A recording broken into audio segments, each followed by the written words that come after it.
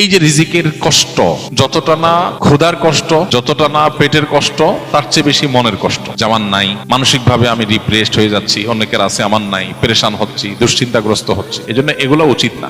এগুলো যথাসম্ভব দূর করার চেষ্টা করা দরকার। অর্থাৎ আমি আমার নিজেকে চেষ্টা করব আমার চাহিদাকে সংক্ষেপ করার, এবং যে অবস্থা সে অবস্থা শুকর আদায় করার। সেই সাথে আপনি চেষ্টা করবেন, সাধনা করবেন, মেহনত করবেন এবং সিরিয়াসলি কাজ করবেন। আমাদের অনেক ভাই আছে যাদের রিজিকের কষ্টে তারা ভোগেন, কিন্তু রিজিকের কষ্টটা হয় মূলত বেশিরভাগ মানুষেরই সিরিয়াসনেসের ঘাটতি আছে, অথবা কোনো কাজকে ছোট মনে করেন, তিনি সব কাজ করতে চান না। মন মানসিকতা যদি এভাবে করেন যে আমি যে কোনো হালাল উপার্জনের মাধ্যম পাই সেটা আমি করবো, এক জায়গায় একটা কাজ করছি, সব বেটে বলে হচ্ছে না, সব মন মতে হচ্ছে না, এটাই দুনিয়া, এটা জান্নাত না। এখানে সব মন মতে হবে না। আপনি মনে করছেন অন্য অনেকে কাজ করছে, তারা কত শান্তিতে আছে। আপনি যাদেরকে শান্তিতে আছে মনে করছেন, হয়তোবা তারা অনেকে অনেক অশান্তিতে আছে, আপনি জানেন। এটা তুলনামূলক ব্যাপার। আমি যখন আমার চাইতে উপরের দিকে তাকাবো তখন মনে হবে আমি গরিব, আবার যখন আমি আমার নিচের দিকে তাকাবো তখন মনে হবে আমি ধনী। নবী করিম সাল্লাল্লাহু আলাইহি সাল্লাম আমাদের এই সমস্যার সমাধানের জন্য দৃষ্টিভঙ্গিটা পাল্টাতে বলেছেন। অর্থাৎ তিনি বলেছেন যে তোমরা দুনিয়ার ক্ষেত্রে তোমাদের চাইতে যারা উপরে আছে তাদের দিকে না চেয়ে যারা তোমাদের চাইতে নিচে আছে, কষ্টে আছে, তাদের দিকে তাকাও। তাদের দিকে তাকালে তোমার কাছে মনে হবে আলহামদুলিল্লাহ আমি তো অনেক ধনী।